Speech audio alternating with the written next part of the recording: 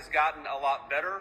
But the bad news is, as I heard from everybody, unfortunately, the soldiers and Marines are still very much a necessary part of what's going on here because they're worried that it's going to flare back up. And what do I mean when I say flare back up? I think it's useful to take stock of what actually happened in the city of Los Angeles over the past couple of months. So first of all, to set the table, we have a public official in Gavin and Los Angeles Mayor Karen Bass, who over the past few years have actively encouraged illegal migration into this community, have strained public services, have strained law enforcement, and really have offered generous benefits, not to American citizens, but to illegal immigrants to break the law, to come into our country, and to receive generous public assistance for having done so. What has that done?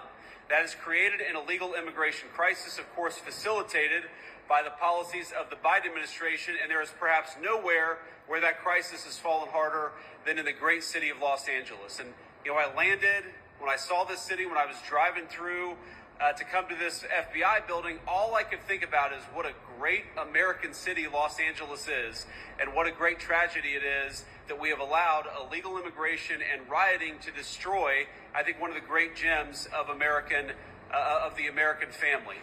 Now, these guys surrounding me represent the U.S. Attorney's Office, the Federal Bureau of Investigation. They represent immigration enforcement. And, of course, we just met some Marines who represent the Department of Defense.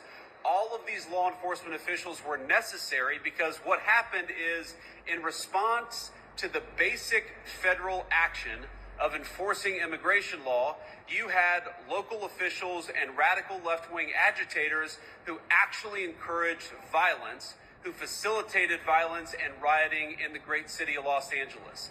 What happened here was a tragedy. You had people who were doing the simple job of enforcing the law, and they had rioters egged on by the governor and the mayor, making it harder for them to do their job. That is disgraceful.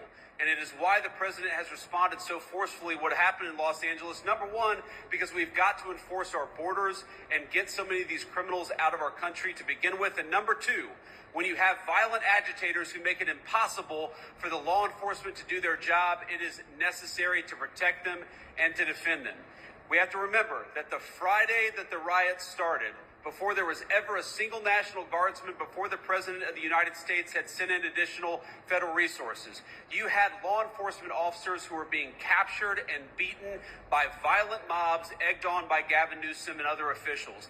It was necessary to send the National Guard to stop that process, to bring some order back to this great city, and to make it possible for the people's president to enforce the people's immigration law.